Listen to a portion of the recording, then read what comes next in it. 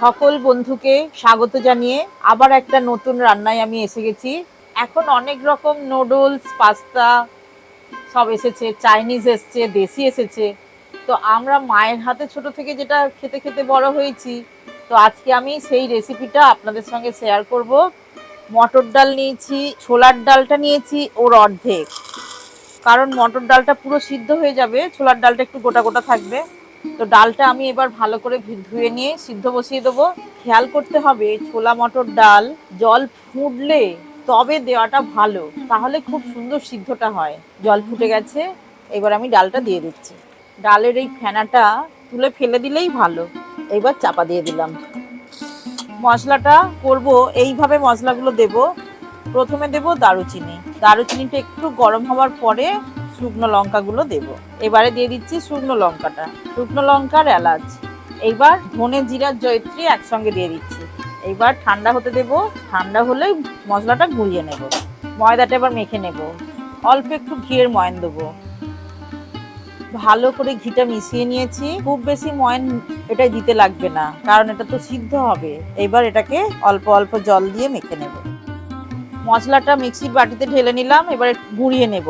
খুব মিহিও না, আবার খুব কচাও না।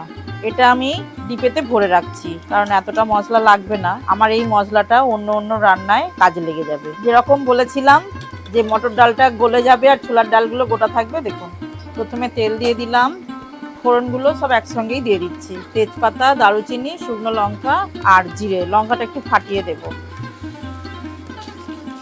কুকার থেকে সরাসরি দিয়ে দিচ্ছি। সব ডালটা দিয়ে দিচ্ছি কড়াইয়ের মধ্যে।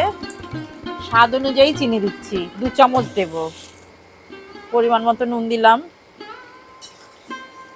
ডালটা ফুটতে শুরু করেছে, এই অবস্থায় মশলাটা দিয়ে দিতে হবে। 1.5 চামচ মশলা দিচ্ছি। এইরকম লুচির মতো বেলে নিতে হবে, ছোট ছোট লুচি। কিন্তু এই লুচিটা তেলে ভাজবো না, ঘি দিচ্ছি। মশলার ঘি এর ওপরেই রান্নাটা হবে। 2 চামচ ঘি দিয়ে দিলাম। এবার এটা দেখতে হবে একভাবে কি করব। একটা একটা করে লুচি ডালের মধ্যে দিয়ে দেব। মিনিট 2 ফোটাতে লাগে, বেশিক্ষণও ফোটাতে লাগে না। যেরকম লুচি ভাজা তেলে দিলেই একদম সঙ্গে সঙ্গে ফুলে উঠে হয়ে যায়, এটাও সেরকমই। এইবার তুলে ফেলবো।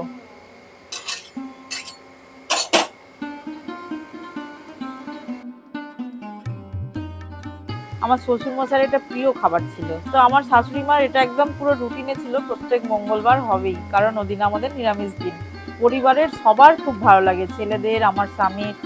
তো আমি আপনাদের সঙ্গে এটা শেয়ার করলাম। অবশ্যই করে দেখবেন, দারুণ খেতে। আর আমার একটা মিষ্টি অনুরোধ, যে সাবস্ক্রাইব করে আপনি আমার পাশে থাকবেন আর বেল আইকনটা ক্লিক করে দেবেন, তাহলে যে প্রত্যেকটা ভিডিও আগে আপনার কাছে চলে যাবে। আর টুকুস কিচেন ফেসবুক পেজে, এই পেজটা আপনারা ফলো করে দিয়েও থাকবেন আমার সঙ্গে। আর আমার এই ভিডিওটা সম্পূর্ণ দেখার জন্য আপনাদের অসংখ্য ধন্যবাদ। আমি আজকের মতো বিদায় নিচ্ছি আপনাদের কাছ থেকে, টাটা জানিয়ে বিদায় নিচ্ছি। আবার দেখা হবে পরের ভিডিওতে।